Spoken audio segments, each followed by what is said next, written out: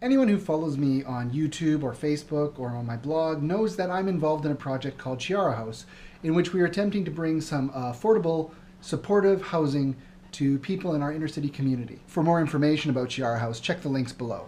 Most people are incredibly supportive of this project, and it's been really exciting.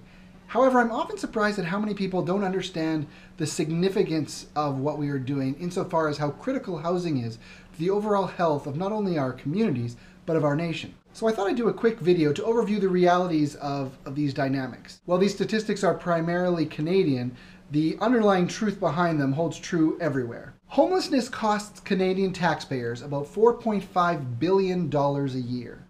Where does that expense come from? Clearly it's not in our budget specifically earmarked for homelessness. There are several areas that add these costs together, but one significant source is how often the homeless population utilizes emergency services. Exacerbated by poverty and poor living conditions, illnesses that most people can cope with fairly well are crippling for many people who are homeless. As a result, the homeless population is far more likely to find themselves in the emergency room, being admitted to hospital, and having those hospital stays go even longer.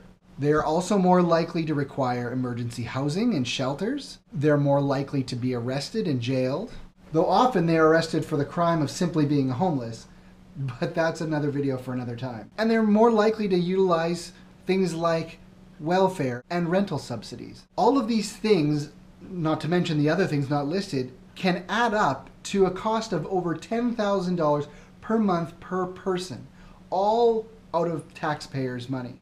And this isn't even counting the money that is given through generous charities and other nonprofit organizations. The lack of affordable housing has been shown again and again in studies to contribute to the high usage of emergency services by the homeless. Conversely, when affordable housing is made available, the usage of such services drops dramatically. Here's the kicker. The money saved when these services aren't utilized is significant. In other words, it takes far less taxpayers' dollars to provide housing than it does to do nothing, which leads to all the problems we mentioned earlier. So doing nothing is really expensive. And yet our own government continually refuses to not only support housing initiatives, but cutting funding time and again. Despite the fact that this demonstrates a monstrous ignorance about the dynamics and realities of poverty, it just doesn't make sense. And we're talking dollars and cents. And yet this self-defeating ideology remains in place, costing us money year after year. And the problem is not getting any better. So beyond simply our sense of moral obligation to help those in need, helping the homeless find safe, dignified, and affordable housing makes sense for everyone. Not only is it morally good, it's economically smart.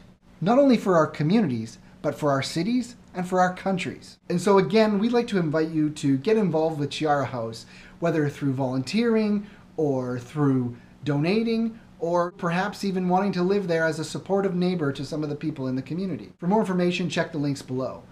I want to give a special thanks to the Homeless Hub for providing us with the statistics and some of the graphics that inform this video.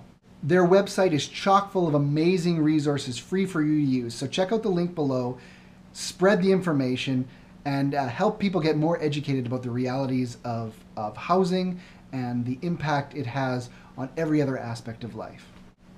Peace.